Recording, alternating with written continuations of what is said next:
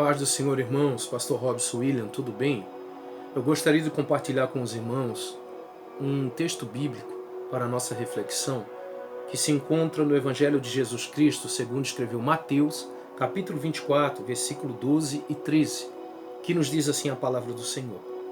E por se multiplicar a iniquidade, o amor de muitos se esfriará, mas aquele que perseverar até ao fim será salvo. Meus irmãos, esse texto ele está dentro de um contexto onde o Senhor Jesus está com os discípulos saindo do templo. E esse templo aqui não é o templo de Salomão. O templo de Salomão ele foi destruído pelos babilônios no ano 585 a.C. aproximadamente, quando o rei Nabucodonosor ele invade a cidade de Jerusalém e ele destrói o templo. Segundo a história, Herodes o Grande ele reconstrói um novo templo. E esse novo templo, os judeus, eles estavam admirados porque havia ainda um saudosismo com relação ao templo de Salomão. O Senhor Jesus, ele olha para os discípulos que estavam maravilhados com aquele templo e diz o seguinte: não vedes tudo isto? Em verdade vos digo que não ficará aqui pedra sobre pedra que não seja derribada. Meus irmãos, os discípulos olham para ele e eles ficam sem entender aquilo que o Senhor Jesus está falando.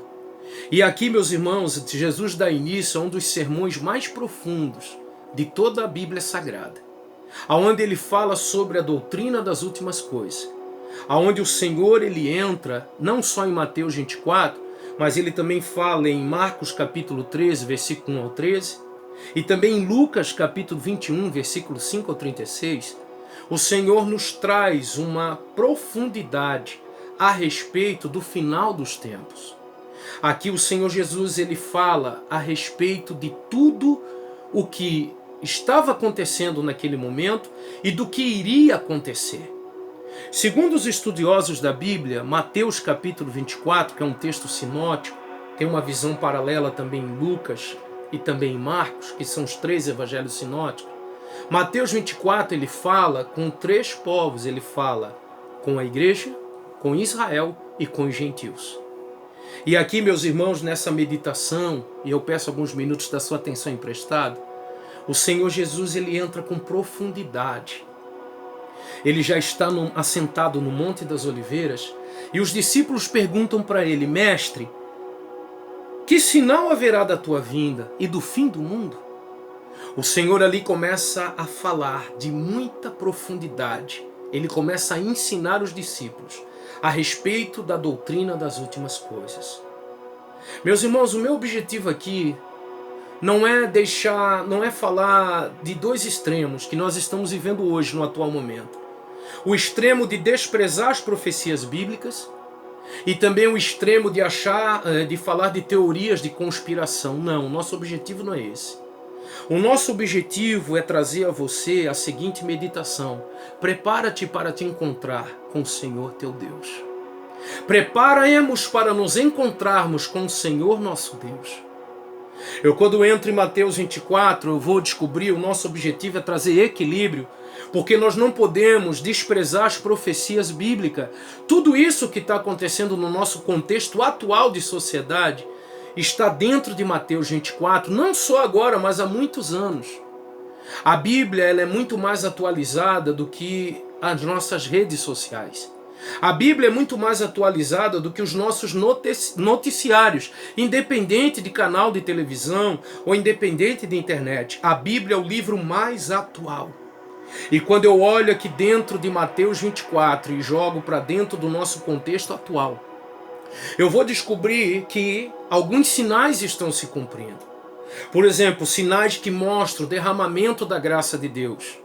A graça do Senhor Jesus está sendo derramada de uma maneira poderosa. O Evangelho está sendo testemunhado a todas as nações. Meus irmãos, o Evangelho está sendo pregado, está havendo uma evangelização em massa, através de meios de comunicação, não só agora, já há muitos anos, através de internet, o Evangelho está sendo anunciado em todos os lugares. Países que nunca ouviram falar do Evangelho, eles estão ouvindo falar do Evangelho do Senhor Jesus.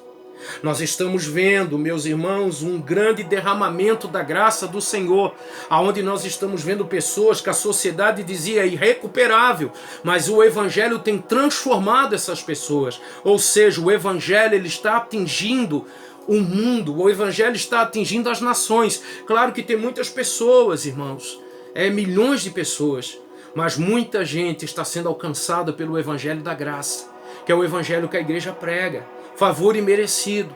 Outro sinal de que nós estamos vivendo Mateus 24, sinal de oposição a Deus.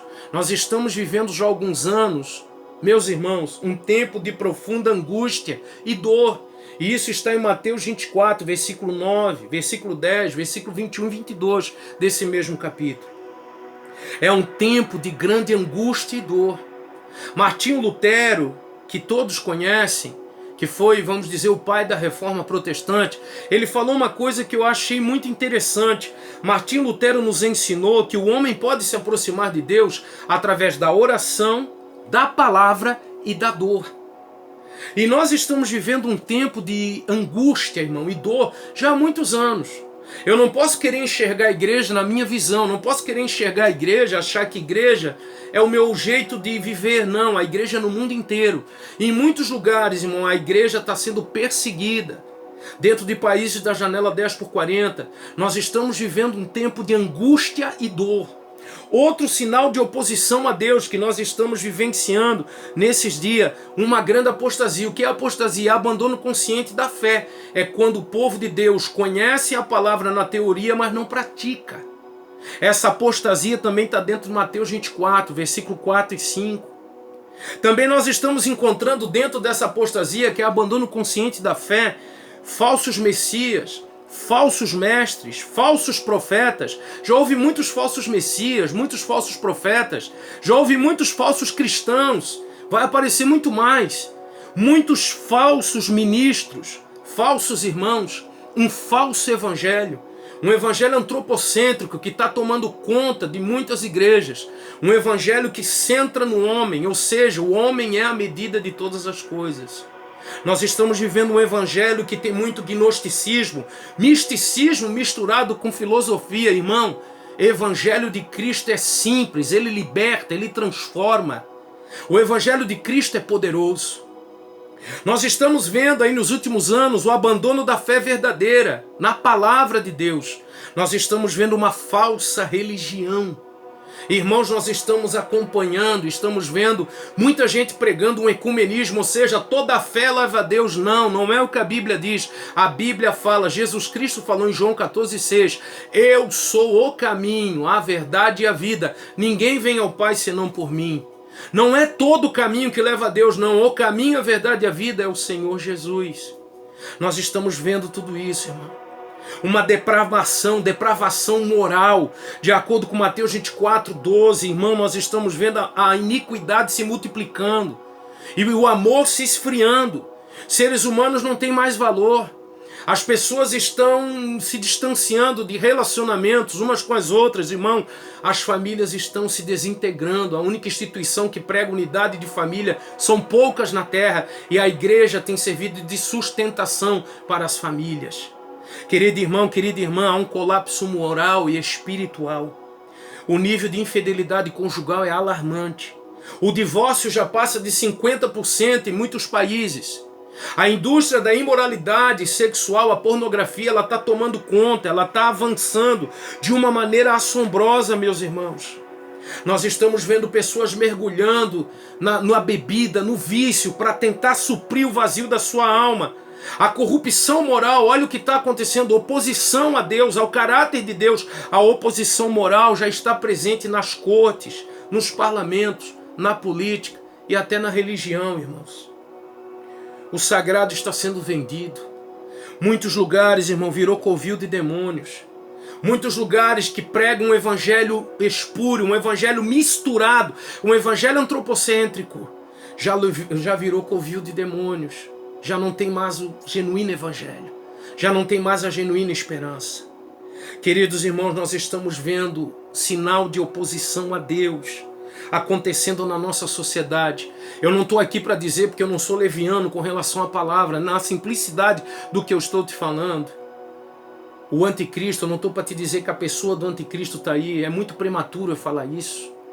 Mas o espírito do anticristo já está na terra, irmãos, há muitos anos, se levantando contra tudo aquilo que pertence a Deus. Queridos, há muitos sinais de Mateus 24 se cumprindo hoje. Guerras, sinais de juízo divino, Mateus 24, versículos 6 e 7. Terremotos, Mateus 24, versículo 7. Nós estamos vendo o mundo sendo sacudido por terremotos há muitos anos. Fomes, a fome, meus irmãos, é o subproduto da guerra e da corrupção. Se gastam muito hoje com corrupção. E muitos países do mundo a fome está instalada, muita gente morrendo de fome. Inclusive no nosso país tem pessoas com fome. Epidemias, irmãos. H1N1, ebola, sarampo. Irmão, tanta coisa. Agora aí, a Covid-19, coronavírus, tudo isso está em Mateus 24, 7. Eu gostaria de alertá-lo, irmão. Eu gostaria de deixar uma palavra de esperança para você. Não de teoria de conspiração, mas também não vou desprezar o momento que nós estamos vivendo. Ainda não é o fim, mas nós estamos dentro do contexto profético da última hora. E dentro disso eu vou dizer para você que a nossa esperança, a esperança da igreja não é materialismo, a esperança da igreja não está nessa terra. A esperança da igreja é viver uma vida eterna com Cristo Jesus. Haverá um alarido de trombeta e a voz do arcanjo. Os que morreram em Cristo ressurgirão primeiro. 1 Tessalonicenses 4. Os que morreram em Cristo ressurgirão primeiro, e nós, os que estivermos vivos, seremos arrebatados com Ele juntamente nos ares. Irmão, a esperança da igreja é o arrebatamento. A esperança da igreja está vivendo uma vida eterna com o Senhor Jesus. A nossa esperança não está nessa terra, a nossa esperança está em Cristo. A nossa esperança é viver eternamente com Ele. E eu gostaria que Jesus deixou aqui para mim e para você em Mateus 24, diante de tudo que está acontecendo, essa pandemia, tanta notícia, irmão, tanta gente se gladiando, líderes se gladiando um com o outro, a palavra para mim e para você é: mas aquele que perseverar até o fim, persevere. A palavra perseverar, ela tem o seguinte sentido: aquele que ministrar sobre grande pressão e for até o fim. Aquele que recebeu uma tarefa de Cristo deve levá-la até o fim. Eu estou fazendo esse vídeo para te dizer o seguinte, irmão: persevera, tenha paciência. Estamos sob grande pressão nesses dias, mas vá até o final.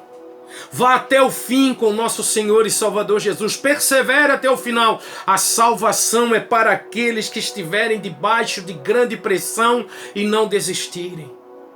Em Romanos capítulo 5, versículo 3 ao 4, olha o que diz lá: nos gloriamos nas próprias tribulações, sabendo que a tribulação, ela produz paciência, perseverança.